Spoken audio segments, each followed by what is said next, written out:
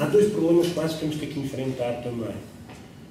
Um é o modo como lidamos com o Estado do ponto de vista daquilo a que aqui já foi referido, os serviços públicos, incluindo aqui o lado, se quiserem, mais, que normalmente associamos ao lado mais benigno do serviço público, a educação e a saúde.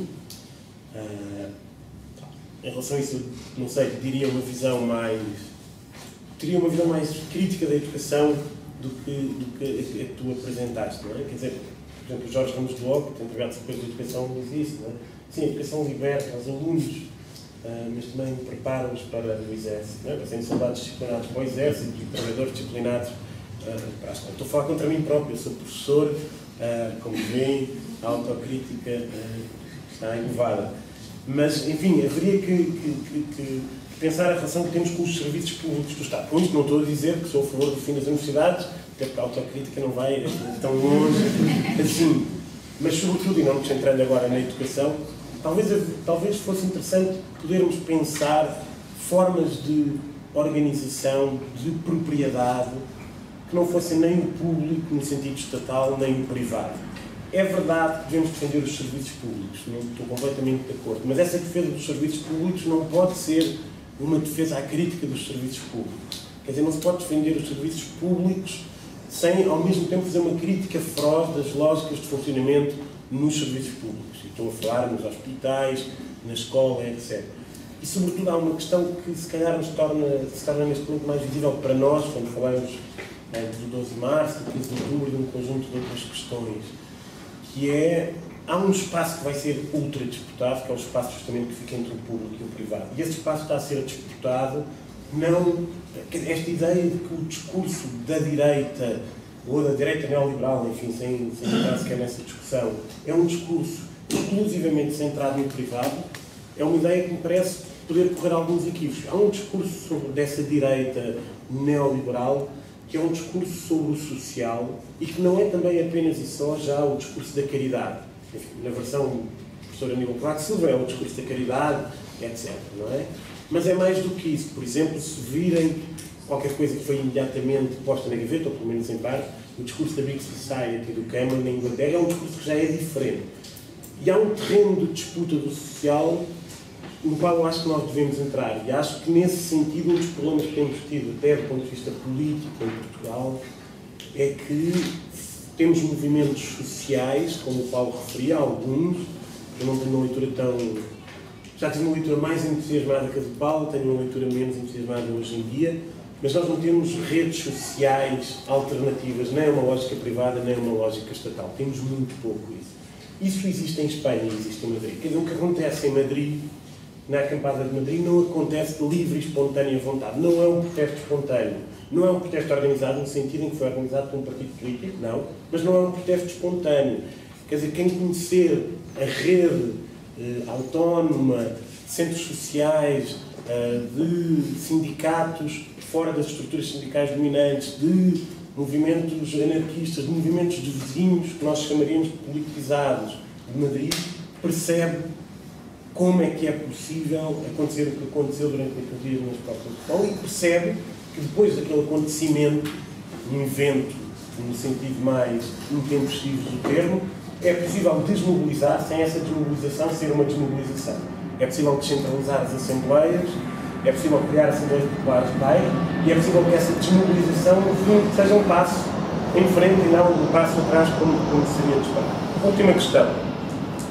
E em relação a esta questão, este espaço comum e do associativismo, eu creio que há uma questão, para retomar também o ponto da classe política, que se vai colocar. Eu acho que os partidos políticos à esquerda, no espectro português, à esquerda do centro-esquerda, inclusive, portanto, à esquerda do PS, vão se confrontar com uma dúvida e com um dilema que creio que vão ter que optar. Por exemplo, sobretudo a 2000, o Bloco de Esquerda vai se ter que confrontar com um dilema, que é continuará a utilizar os movimentos sociais e o associativismo como uma espécie de flor na lapela, no sentido que o princípio utilizava as intelectuais nos anos 50 e 60.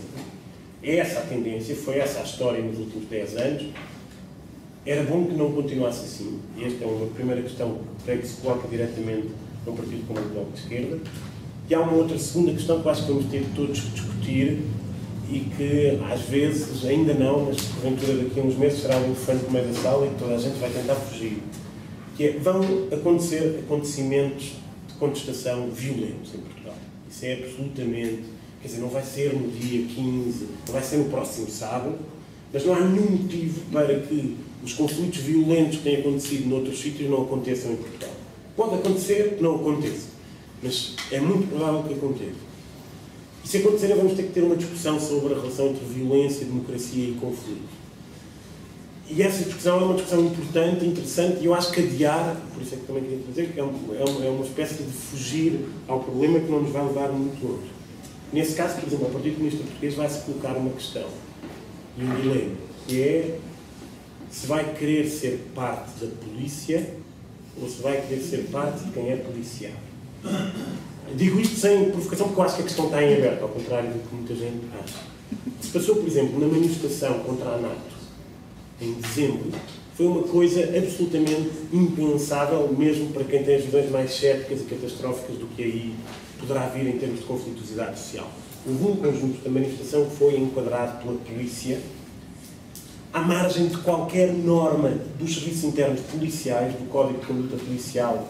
Quer dizer, vejam bem o nível que já estou a argumentar. Já não estou a falar à margem da lei política, estou a falar à margem das técnicas, digamos que, incrustadas pelo hábito policial.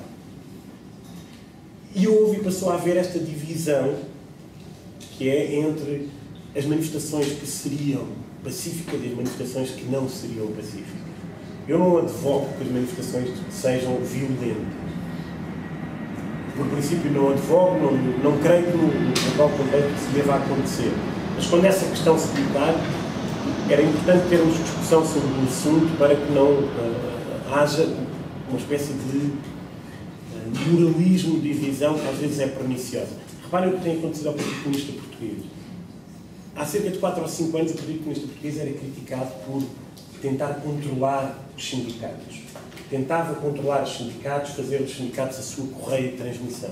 Hoje o Partido Comunista Português é elogiado, da esquerda à direita, por justamente, através dos sindicatos, fazer com que não exista protestos mais fora da ordem em Portugal. Portanto, esta inversão creio que é uma inversão significativa. Com isto estou a dizer, repito, de um modo muito claro, não estou a advogar, estou só a dizer que o assunto tem que ser discutido. E do ponto de vista de um movimento político e social, o problema da violência é um problema seríssimo. Os movimentos políticos e sociais mais interessantes, do meu ponto de vista, dos últimos 50 anos na Europa, são os movimentos políticos e sociais que aconteceram em Itália, finais dos anos 60 até à primeira metade dos anos 70, degeneraram rapidamente, não apenas por causa da violência, mas degeneraram rapidamente para um uso da violência em que um grupo terrorista se substitui à função de um tribunal de Estado de um país com pena de morte. Decide executar fulano ou beltrano. Há uma discussão do Foucault sobre justiça e poder muito interessante a esse respeito. Mas essas discussões vamos ter que as ter, porque a violência numa manifestação está sempre presente. Quer dizer, basta estar polícia, e tem que estar polícia numa manifestação, para estar presente no momento da violência. Só que é um momento que monopoliza a violência. Ninguém, aliás, isso é um ponto importante, é contra a violência. Quer dizer, ninguém é contra a violência, tirando aquelas 3 ou 4 pessoas que defendem a polícia. Estamos a falar do monopólio da violência. O monopólio do uso da violência. Se somos a favor, se somos contra, qual é que é a relação do Estado com isso, qual é que é a relação dos movimentos sociais. Há uma antecipação de um problema que eu acho que se vai colocar. Hesito em trazê-lo, porque, como as coisas do sexo, não é? Falar de violência tende a fazer esquecer tudo o resto que uma pessoa quis dizer, mas, enfim, não queria deixar de tocar essa questão e já falei demasiado.